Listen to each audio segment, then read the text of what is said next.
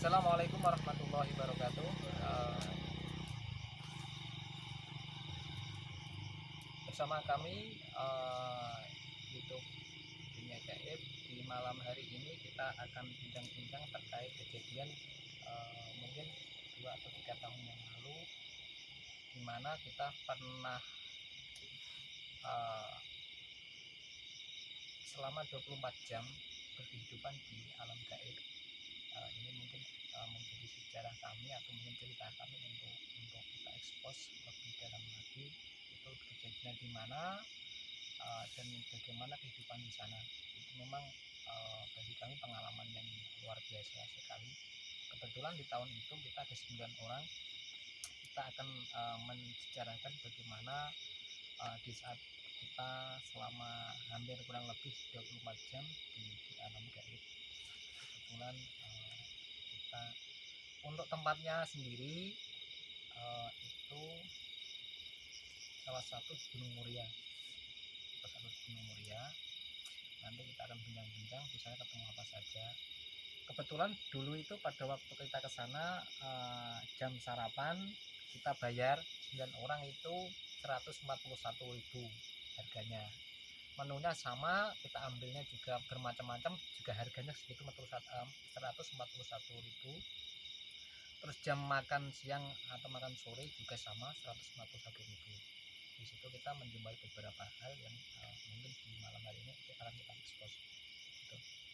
Mas Uci, kita kan pada waktu di Muria itu kan hampir 24 jam. Itu kan kalau medannya kita bahas kalau medannya sendiri kan itu kan terlalu tinggi. Mohal lah, maksud dalam hati itu tidak masuk akal kalau anak-anak kecil TK mungkin dan yang lain-lain dalam konteks satu hari itu bersama-sama langsung ke satu lokasi itu menurut Mas itu gimana Mas? Menurut Mas Mas? Ya, kalau menurut saya sih itu ya di luar nalar kita. Maksudnya kalau dilihat dari medan, dari segi perjalanan itu kan kalau anak kecil ke sana itu ya sangat sulit. Kalau mau ke sana itu Pak, ada banyak sekali rombongan anak kecil, dimana waktu itu ya malam sampai siang, nyampe malam lagi ya kita di sana. Sampai malam lagi perjalanan dari sana. Nah, kalau banyak anak-anak itu emang gimana ya, gak bisa bicara lah Ya memang kayak kita tidak masuk akal memang ya, kalau kita melihat medannya. Makanya kalau kita melihat medannya anak-anak kecil banyak sekali di situ. Terus ganti lagi di saat udah ada anak kecil muncul, ada beberapa dari angkatan kepolisian Mas ya, kepolisian juga anak pramuka dan yang lain-lain. Anehnya di saat itu ada anak kemah, sisa katanya itu yang melihat ya, katanya itu yang melihat itu melihat mata kepala langsung melihat ada makan berkat atau makan istilahnya makan bekal lah, anak pramuka biasa. Tapi sisanya itu tidak ada ya Mas ya. Sisanya tidak ada, itu aneh. Bekas sampahnya tidak ada. Itu kan yang membuat kami juga heran sekali di situ. Itu mungkin Mas Arif kesan dan pesannya apa Mas pada waktu di situ? Kesannya pada waktu kita selama 24 jam kita kan masuk di alam jin di situ, apa yang Mas Arif rasakan Mas? Yang saya rasakan pas waktu di alam 24 jam itu rasanya itu ketenangan dalam jiwa itu yang saya rasakan beda banget lah sama yang saya rasakan dalam hidup berhari-hari di keadaan di rumah di alam manusia ya. Iya, itulah ketenangan yang saya rasakan. Nah di situ menemui apa saja Mas? Mungkin kesannya Mas pada waktu di alam jin kita selama 24 jam. Yang selama 24 jam waktu itu pas waktu perjalanan pulang ada kelompok itu nanti kita bahas nanti Mas, itu di season kedua. Kalau kita bahas pulangnya di season kedua, kebetulan nanti kita akan bahas di season kedua kita perjalanan dari puncak dari apa namanya Puncak Wangi Pati sampai ke Todanan. Normalnya itu perjalanan setengah jam, tapi pada waktu itu kita perjalanan itu 6 jam. Itu kan tidak masuk akal, makanya nanti kita bahas di season kedua. Ini season pertama kita bahas dulu di pada waktu kita di lokasi Muria.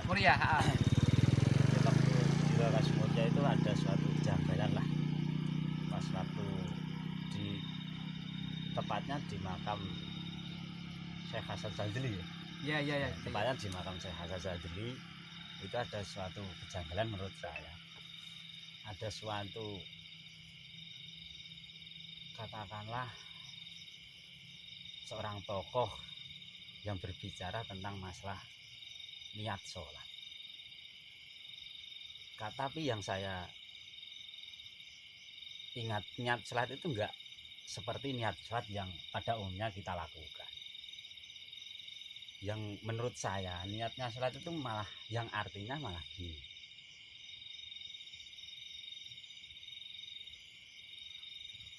Itu kan kemarin kan itu selalu menjadi ingatan kami di sini yang pernah masuk di sana. Memang pada waktu itu ada sholat asar, ada semacam guru ngaji ya, masih muda, tapi suaranya itu jernih sekali. Tapi pada waktu memimpin sholat asar di situ di dalam apa namanya alam jin itu memang mengingatkan kami memang semua memang kita diingatkan, benar-benar diingatkan bahwa kita sholat bukan karena hal harta atau hal dunia. Niatnya kalau tidak salah yang saya ingat itu usolli fardhol asri arba'a rakaat mustaqbilal kiblati li amalid dunya lillahi ta'ala. Itu yang saya ingat, li amalid dunya lillahi ta'ala. Nah, itu mengiang-iang di telinga kita semua pada waktu di situ. Karena apa? Itu mengingatkan kami, oh ya, berarti semua orang berarti tidak boleh niat sholat karena harta atau hal-hal duniawi. Nah, itu mengingatkan kami semua. Jadi di situ kita dengar benar-benar suaranya itu jelas sekali. Memang ada anak muda dan menjelaskan kaitan niat sholat yang benar. Jadi di situ usoli dia pada waktu apa namanya imam itu usoli fardhol asri arba'a rakaat mustaqbilal kiblati li amali dunya lillahi ta'ala. Itu ngeri sekali bagi kami di situ.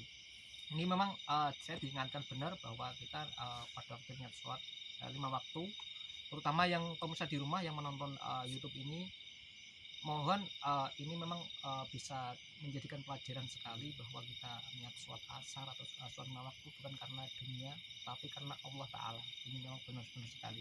Mungkin Mas Har pada waktu itu kesannya Mas pada waktu kita selama 24 jam Mas nggak bisa menjelaskan apapun. Mas Tanto? Pada waktu di situ kita benar-benar diharuskan untuk kalau kita di tempat-tempat yang keramat atau tempat yang di apa kan istilahnya ya, yang istilahnya di apa tempat anu lah, tempat istilahnya tempat suci lah, keramat tempat suci, tempat keramat atau tempat suci, kita benar-benar harus sopan dalam hal bicara dan juga perbuatan. Karena di saat di sana saya melihat sendiri di waktu teman-teman pada istirahat, dia sedang bercanda mungkin kelewatan. Di situ ada juru kunci yang ngambil sesuatu tapi dilemparkan ke musola. Mungkin dia itu terganggu atau bagaimana nggak tahu ya. Tapi yang jelas memberi peringatan padahal katanya teman-teman pada saya waktu saya turun katanya juru kunci itu sudah pulang. Nah makanya kan gini di pada waktu di situ kita ada kalau tidak salah itu 4 double juru kunci yang kita temui. Padahal orangnya satu guys, padahal orangnya satu tapi bisa jadi 4 menemui ini yang lain. Beda kayak istilahnya gini loh. Oh itu berarti kan saya sadar di situ. Oh ini bukan alam manusia. Karena pada waktu di situ kita diperlihatkan semua mulai dari anak kecil, kegiatan pramuka, ada kegiatan kepolisian, ada beberapa anggota TNI dan juga beberapa pejabat di situ, kita diperlihatkan semua, bahkan hal kaitan dengan pesugihan. Kita nyata real dengan kita semua dengar bahwa di situ ada seorang peziarah yang meminta dengan juru kunci, bahwa dia meminta kepada mbah istilahnya yang sudah mati itu untuk untuk memperkaya diri. Itu benar-benar jelas sekali.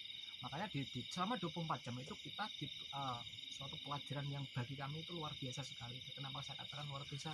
Kita diajari bagaimana niat sholat yang baik, kita diajari bagaimana di tempat yang suci, mungkin masjid, musola, atau hal-hal yang lain bersifat sopan. Dan mungkin kita diajari juga dengan adanya pangkat, derajat, dan juga hal-hal yang kaitan hal duniawi itu tidak seharusnya dipergunakan untuk kesombongan atau mungkin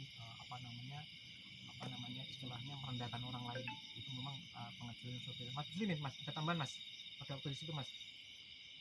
Ya, itu untuk kita pelajaran di situ dan untuk mendidik kita semua dan kawan-kawan yang melihat atau yang Kejadian nyata itulah. kejadian nyata itu, supaya untuk pelajaran kita dan semuanya, bahwa di situ dan dimanapun dan kapanpun, kalau Anda di tempat-tempat yang orang-orang suci atau tempat-tempat ibadah atau di tempat-tempat yang disucikan oleh Allah, itu kita harus berlaku sopan. Berlaku yang sopan dan jangan sembrono. Itu masukan dari saya dan untuk ingatan kita dan saya sendiri. Mas Ici, Mas, ada tambahan Mas? Mungkin kebetulan di sana kan melihat seorang ular yang besar itu, bisa diceritakan ke menurut saya biar lebih tahu Mas. Itu mulai kejadian itu kan sebuah tanda lah Mas. Kalau saya nggak tahu persis ya. Tapi kalau hewan ada monyet itu masih banyak di sana. Terusan tupai juga masih banyak. Yang saya heran,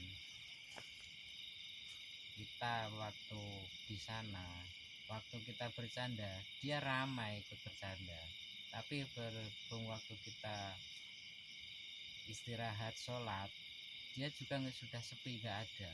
Habis sholat sepi, gitu. Nggak ada yang loncat sini, loncat sana. Waktu kita bercanda sama-sama teman, itu banyak sekali di situ.